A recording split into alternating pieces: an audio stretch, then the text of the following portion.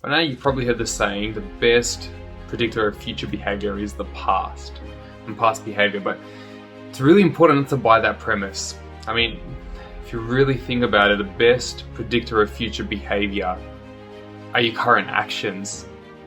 The only time you should ever buy a premise that the future is based on the past is if you haven't changed anything in your life. It's a fixed premise, and I mean, we've heard of these things like the fixed mindset and the growth mindset. That kind of saying only works well when you've got a fixed mindset, when you haven't actually put your foot forward to really own up and say, hey, I'm going to take responsibility in my own life and say I'm going to fix something, I'm going to move something forward, I'm going to change something in my life because I realize how crappy things can get if I really stay here. There's that old Buddhist adage that says a journey of 1,000 miles begins with a single step.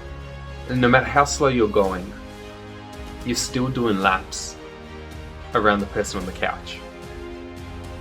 And really think about that. It's not about the steps you take, it's really not about how quick you run towards the next step. It's about the fact that you're actually taking a step forward. And many of us are like, man, I can't because I'm so disintegrated, I'm so discombobulated, I'm just not moving forward, I'm depressed, I lack motivation, I can't do anything, I can't move forward. And I feel you. I mean, we've all been there.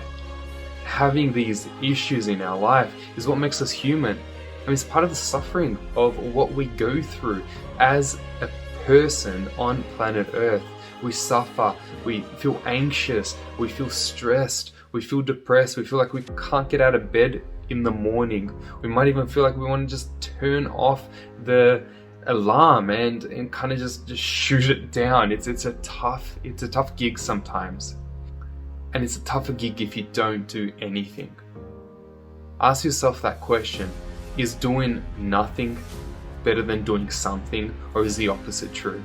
Because only when the opposite becomes true, when you're like, okay, I'm gonna step outside of my comfort zone and do something better because the alternative's worse, that's the only time you're ever gonna make any changes.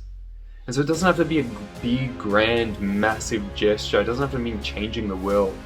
It's about looking into yourself and say, what's one tiny thing I can do today that will get me to where I want to be tomorrow. If someone wants to quit smoking and they smoke, let's say, 10 cigarettes a day, reducing that number by 1 cigarette, you've already done 10% damage there.